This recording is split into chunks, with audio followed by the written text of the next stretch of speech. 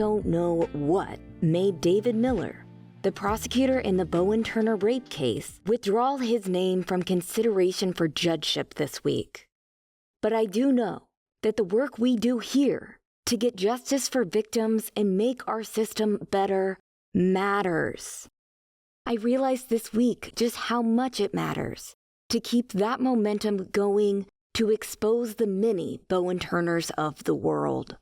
Turner is the thrice-accused rapist who got a sweetheart deal in 2022 thanks to lawyer-lawmaker attorney Brad Hutto. Turner screwed up that deal almost immediately and was thrown in prison under the Youthful Offenders Act for violating his parole. He served over a year in prison before he was released last November, and by March, he was already back behind bars for a DUI crash in Florence County, South Carolina. We filed a FOIA request for the video because it was the first opportunity for the world to see who Bowen really was and how he treated people, specifically how he treated the female officer. But I put my outrage to the side and I focused on our speech at the Kansas Crime Victims Conference. On Wednesday night, as I was very low on sleep, defeated from the day, and increasingly concerned that I was going to bomb my speech, I asked Sandy if she was nervous. Nervous? No, Sandy said with a beaming smile. We are doing this for Stephen and for victims. They matter. There is nothing to be nervous about. And just like that, my nerves calmed and Sandy put everything into perspective for me. The work that we do matters. Inspiring people to fight for victims. That matters. I remembered, the crowd isn't going to focus on me stumbling over my words or whatever small thing I was afraid of. It was the work and the mission that they wanted to hear about. It was truly an honor of my lifetime to be able to speak to a room full of justice warriors in my home state of Kansas with Sandy Smith, the fighter of all fighters, at my side. I cannot wait to share the full video with premium members. Sandy was incredible. She got a room of 500 people crying, laughing, and cheering her on in her fight for justice for Stephen. I lost count of the amount of standing ovations she received. It was empowering, and it left me feeling all sorts of good. Obviously, this doesn't involve an assault, but as you all know, rape is about power. And on this car ride to jail, Bowen's sole objective is to gain power over the situation, specifically over the will of the female patrol officer. To achieve this, he uses all the tricks. He's loud, he's belligerent, he's insulting, and then immediately apologetic. He acts like a child having a tantrum. He lies, he gaslights, and he tries to play the victim. He asks for favors, and he acts like he's being wronged because he's not being extended any sort of special treatment. Anyway, it's a lot, and we just want you to know that before we get into it. But that said, boy, were we all right about this guy.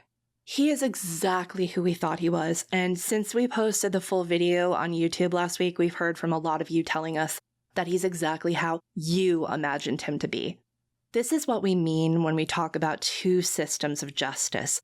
This is a monster who got created because of David Miller's willingness to cut a secret plea deal for a powerful lawyer legislator, and because of that powerful lawyer legislator's ability to move mountains for paying clients like this guy. So, let's start with Bowen's first goal on the ride to jail. He wanted out of those handcuffs. Can we undo these cuffs, please? Because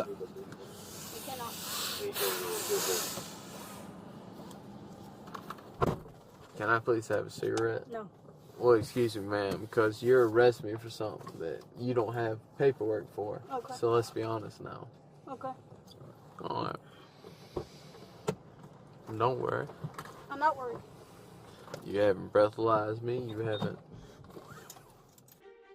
The last thing we want to talk to you about today is the Colucci case.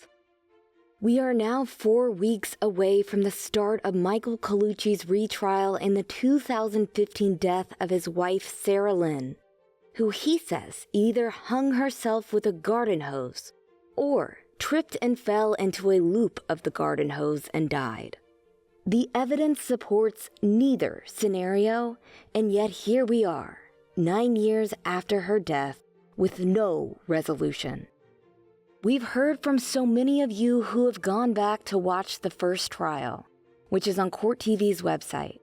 If you Google Michael Colucci's name and Court TV, you will find a landing page for Southern Murder Mystery, along with 19 videos of the 10-day trial.